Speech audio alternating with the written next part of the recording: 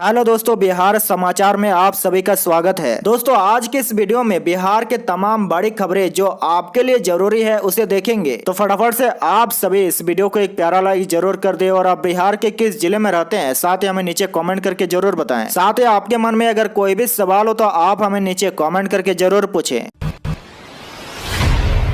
आज की पहली खबर, मंकी पॉक्स के नाम पर अफवाह से पटना में मचा हड़कंप, दहशत में आए लोग। जी हाँ, बिहार की राजधानी पटना में एक महिला के अंदर मंकी पॉक्स के लक्षण की खबर फैलने के बाद हड़कंप मच गया। जहां महिला का घर है उसके आसपास के इलाकों में भी दहशत में लोग आ गए। सूचना स्वास्थ्य विभाग तक पहुंची तो जांच शुरू की गई। हालांकि बाद में स्वास्थ्य विभाग की टीम द्वारा जांच करने पर यह खबर पूरी तरह अफवाह निकली। दरअसल खबर फैलने के बाद सिविल सर्जन की ओर से भेजी गई डॉक्टर की टीमों ने महिला की जांच की। उसके यात्रा इतिहास को खंगाला गया। महिला का कोई यात्रा इतिहास नहीं था। लक्षण भी मंकी पॉक्स से नहीं मिल खाया। बुखार के साथ शरीर पर हल्के लाल दाने एलर्जी के कारण हुए थे। अगली बड़ी खबर, मंकी पॉक्स को लेकर बिहार के जिलों में अलर्ट। WHO के प्रतिनिधि आशा एवं ANM को देंगे ट्रेनिंग। जी हां, बिहार के जिलों में मंकी पॉक्स को लेकर अलर्ट जारी किया गया है, जिसके बाद मुजफ्फरपुर से सिविल सर्जन उमेश चंद्र शर्मा ने जिले के सभी PSC प्रभारियों व निजी अस्पतालों को निर्देश दिया कि अगर मंकी पॉक्स के लक्षण वाले मरीज उनके यहां आए तो इसकी जानकारी तुरंत स्वास्थ्य विभाग को दी जाए। सभी जिले के सिविल सर्जन ने जिले के डॉक्टर, आशा और ANM को मंकी पॉक्स के लक्षणों के बारे में WHO के प्रतिनिधियों को ट्रेनिंग देने को कहा गया है। CS ने कहा कि अभी जिले में ऐसे लक्षण वाले संदिग्ध मरीज नहीं मिले हैं, लेकिन पटना में एक संदिग्ध मरीज महिला के मिलने के बाद सभी जिलों को अलर्ट रहने को कहा गया है। वही पटना में मिली संदिग्ध महिला पटना सिटी के गोरहट्टा इलाके रहने वाली है। हालांकि अभी तक इसकी पुष्टि नहीं हुई है। बड़ी खबर, नीतीश सरकार का बड़ा फैसला, अब हाई स्कूल में होगी ITI की पढ़ाई। जी हाँ, बिहार के हाई स्कूलों में पढ़ने वाले छात्रों के लिए खुशखबरी है। नीतीश सरकार हाई स्कूलों में ITI की पढ़ाई शुरू करने जा रही है। जिन प्रखंडों में ITI कॉलेज नहीं है उन जगहों को प्राथमिकता दी जाएगी। फिलहाल राज्य में ऐसे प्रखंडों की संख्या 210 है जहां एक भी सरकारी या गैर सरकारी ITI नहीं है। वहीं कितने ऐसे प्रखंड हैं जहां MSIT के तहत प्रशिक्षण नहीं हो रहा है।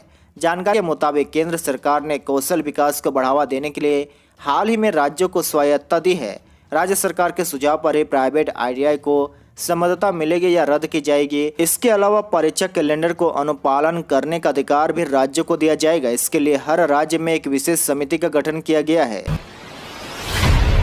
बड़ी खबर, बिहार के मुख्यमंत्री Nitish Kumar corona positive, home isolation में गए CM। जी हां, बिहार में कोरोना का प्रकोप बढ़ता ही जा रहा है। अब CM Nitish Kumar corona positive हो गए हैं। RT-PCR में CM के कोरोना संक्रमित होने की पुष्टि हुई है। CM अपने आवास में होम आइसोलेशन में चले गए हैं।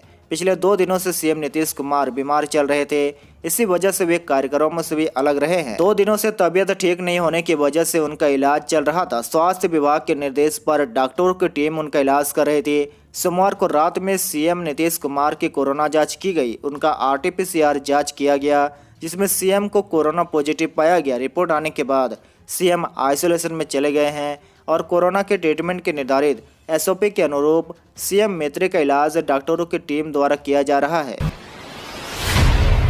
बड़ी खबर, इंटर नामांकन को ऑनलाइन आवेदन अब 23 जुलाई तक। जी हाँ, बिहार बोर्ड ने इंटर नामांकन के लिए ऑनलाइन आवेदन करने की तिथि 23 जुलाई तक बढ़ा दी है। पहले यह 27 जुलाई तक थी। अब छात्र इंटर नामांकन के लिए 23 जुलाई तक ऑनलाइन आवेदन और 31 जुलाई तक ऑनलाइन शुल्क जमा कर सकते हैं। इसकी जानकारी बोर्ड द्वारा सभी जिला शिक्षा कार्यालय, स्कूल और कॉलेज प्राचार्य को दी गई है। ऑनलाइन आवेदन बोर्ड की वेबसाइट www.ofssbihar.in पर किया जाएगा। बोर्ड द्वारा यह विशेष मौका CBSE, CISE और अन्य राज्य बोर्ड के छात्रों को दिया गया है। भुगतान के तौर पर 350 रुपये देने होंगे। बोर्ड की माने तो जिन छात्रों ने आवेदन किया है लेकिन 31 जुलाई तक शुल्क जमा नहीं किया है तो चयन सूची में विवादित शामिल नहीं होंगे।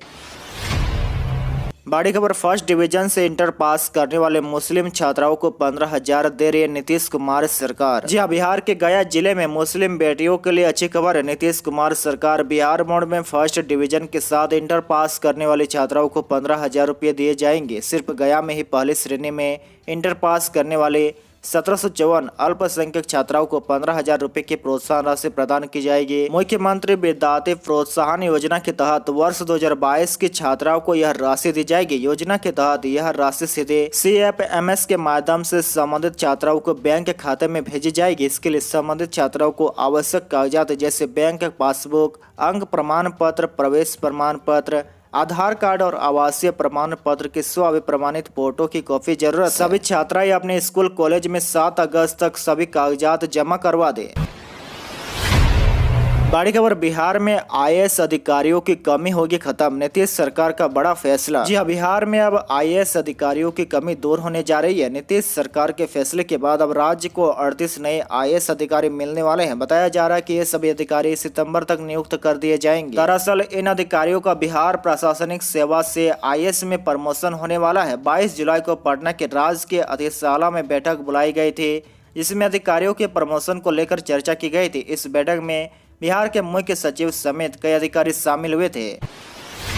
बड़ी खबर, पटना के बाद अब सभी शहरों में चलेगी CNG बसें, सस्ता होगा सफर। जी हां, पटना के बाद अब बिहार के सभी बड़े शहरों में CNG बसें चलाई जाएगी। अब अन्य जिलों में भी नए CNG स्टेशन खोलने और पाइपलाइन बिछाने की तैयारी की जाने लगी है। राज्य को प्रदूषण मुक्त करने को लेकर यह फैसला किया गया है। वहीं CNG बस चलने के बाद लोगों की जेब को भी राहत मिलेगी, यानी उन्हें कम किराया चुकाना पड़ेगा। अधिकारियों के माने तो बड़े शहरों में नए CNG स्टेशन भी खोले जाएंगे। वहीं मौजूदा CNG स्टेशन पर CNG की सप्लाई बढ़ाई जाएगी। इससे लोगों को कई राहत मिलेगी। एक तो वायु प्रदूषण में कमी आएगी, इसके अलावा लोगों का सफर भी सस्ता होगा। बड़ी खबर, बिहार के छात्रों के लिए खुशखबरी, राज्य के इंजीनियरिंग कॉलेजों में बढ़ी 1560 सीटें। जी हां, बिहार के विद्यार्थियों के लिए खुशखबरी है। बता दें कि अखिल भारतीय तकनीकी शिक्षा परिषद ने 27 इंजीनियरिंग कॉलेज और 5 पॉलिटेक्निक कॉलेजों में नए कोर्स की अनुमति दी है। बिहार राज्य के इंजीनियरिंग कॉलेजों में 1560 सीटें बढ़ गई है और पॉलिटेक्निक कॉलेजों में 480 सीटों की वृद्धि हुई है। बता दें कि शैक्षणिक सत्र 2022-23 से ही इन सीटों पर विद्यार्थियों का एडमिशन होगा। विज्ञान एवं प्रौद्योगिकी विभाग ने इस बात की जानकारी दी है। ज़्यादातर नए कोर्स में 60 तो कुछ कोर्स में 30 विद्यार्थियों का नामांकन हो सकेगा। जानकारी के लिए बता दें कि मुजफ्फरपुर में बायोमेडिकल रोबोटिक, छपरा में और कटिहार में फूड प्रोसेसिंग एवं प्रिजर्वेशन कोर्स, बेगूसराय में केमिकल इंजीनियरिंग, दरभंगा में फायर टेक्नोलॉजी एवं सेफ्टी, पूर्णिया और बख्तियारपुर में कंप्यूटर साइंस और फायर टेक्नोलॉजी एवं सेफ्टी, सीतामढ़ी में civil engineering with computer application और कंप्यूटर साइंस, नालंदा में एरोनॉटिक इंजीनियरिंग, मधेपुरा में 3D animation, civil engineering with computer application, Sasaram engineering कॉलेजों में माइनिंग कोर्स की अनुमति दी गई है। बड़ी खबर, किशनगंज के स्कूलों में साप्ताहिक छुट्टी बदलने पर सरकार सख्त, शिक्षा मंत्री ने मांगी DO रिपोर्ट। जी हां, बिना किसी आधिकारिक अनुमति के सरकारी स्कूलों की साप्ताहिक छुट्टी रविवार से बदलकर शुक्रवार कर देने के मामले में सरकार ने अब जांच के आदेश दे दिए हैं। किशनगंज के DO से रिपोर्ट मांगी गई है। मंगलवार को पत्रकारों से बात करते हुए शिक्षा मंत्री विजय कुमार चौधरी ने कहा कि DO की रिपोर्ट का इंतजार है, रिपोर्ट आने के बाद उचित कार्रवाई की जाएगी। विजय कुमार चौधरी ने कहा कि स्कूल सरकार के नियमों का पालन करने के लिए बाध्य है और मामले की जांच की जा रही है। इसके अलावा शिक्षा मंत्री ने कहा कि किशनगंज जिले के 19 स्कूलों में शुक्रवार को छुट्टी मिल रही है। हम इस बारे में कोई आधिकारिक जानकारी नहीं है, लेकिन जब हमें पता चला है तब से हमने DO से रिपोर्ट तलब की है। हम मामले की पूरी जांच कर रहे हैं। रिपोर्ट आने के बाद कानून के तहत जो उचित कार्रवाई होगी उसकी जाएगी। शिक्षा मंत्री ने कहा कि कुछ कहकर या कुछ लिखकर उर्दू स्कूल या उर्दू संस्थान नहीं बन सकते हैं। स्कूल उसी श्रेणी में रहेगा जिस श्रेणी में यह सरकार के रिकॉर्ड में दर्ज किया गया है। सबकी अलग अलग नियमावली है। मालूम हो कि किशनगंज जिले के कम से कम 19 सरकारी स्कूलों ने जुम्मे के लिए रविवार से शुक्रवार तक अपने साप्ताहिक अवकाश को मनमाने ढंग से स्थानांतरित कर दिया है।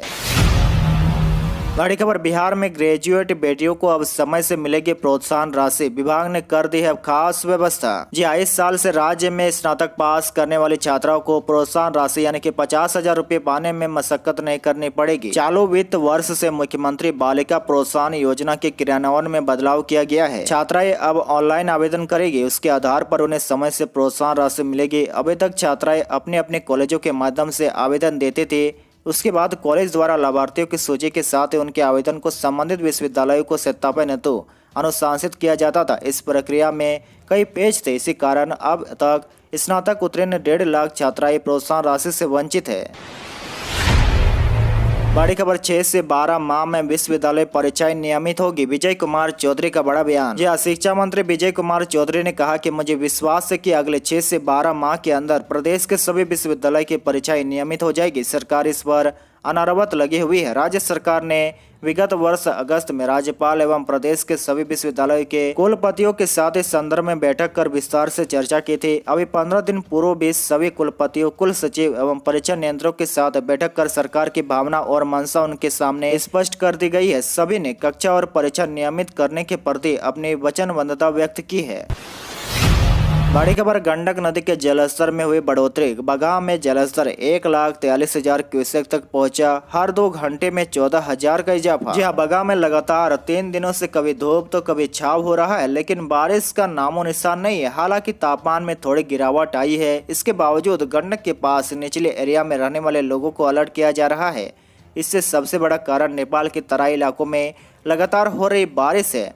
गंडक अधिग्रहण क्षेत्र में हो रही बारिश के कारण गंडक नदी का जलस्तर एक बार फिर से बढ़ने लगा है। नदी का जलस्तर बढ़कर डाउन स्ट्रीम गंडक नदी में कुल 1,42,000 क्यूसेक पानी का बहाव किया गया है, जिससे गंडक सहित सभी गंडक की सहायक नदियों का जलस्तर बढ़ने लगा है। नतीजा यह है कि एक बार फिर से गंडक नदी के किनारे बसे ग्रामीण दशत में आ गए हैं। दियारा के निचले हिस्से में बाढ़ का खतरा बढ़ गया है। बड़ी खबर, बिहार के 2000 डाक कर्मचारी बिना अटेंडेंस लगाए उठा रहे थे सैलरी, होगी कार्रवाई। जी हाँ, बिहार डाक विभाग ने करीब 2000 कर्मचारियों को शोकॉज नोटिस भेजा है। ये सभी कर्मचारी अटेंडेंस लगाए अपना सैलरी उठा रहे थे। डाक विभाग में तैनात कर्मचारियों को ऑनलाइन अटेंडेंस बनाने का निर्देश दिया गया है, लेकिन कई ऐसे अधिकारी हैं जो अटेंडेंस नहीं बना रहे हैं। वहीं कुछ ऐसे हैं जो ग्रामीण इलाकों में अपनी ड्यूटी समय से नहीं करते हैं। दरअसल बिहार पोस्टल सर्कल के वित्तीय सेवा प्रभाग के द्वारा आंतरिक मूल्यांकन कराया गया है। इसमें जानकारी सामने आई है कि 2000 से ज्यादा कर्मचारियों ने डाक विभाग के आधिकारिक नेटवर्क पर लॉग इन नहीं किया है। साथ ही ग्रामीण क्षेत्रों में लगभग 1086 डाकघर चालू नहीं पाए गए हैं। अब ऐसे अधिकारियों के खिलाफ संभाग प्रमुखों ने कार्रवाई करने का निर्देश दिया है। और अंत की बड़ी खबर, एसएससी फेज 10 एग्जाम 2022 में मध्य क्षेत्र के 1,89,000 अभ्यर्थी 1 अगस्त से देंगे सिलेक्शन पोस्ट भर्ती परीक्षा। जी हाँ, एसएससी की ओर से सिलेक्शन पोस्ट फेज 10 भर्ती परीक्षा 2022 1 से 5 अगस्त तक ऑनलाइन कराई जाएगी। मध्य क्षेत्र के अधीन उत्तर प्रदेश और बिहार के 40 केंद्रों पर 1,89,022 अभ्यर्थी इस परीक्षा में शामिल होंगे।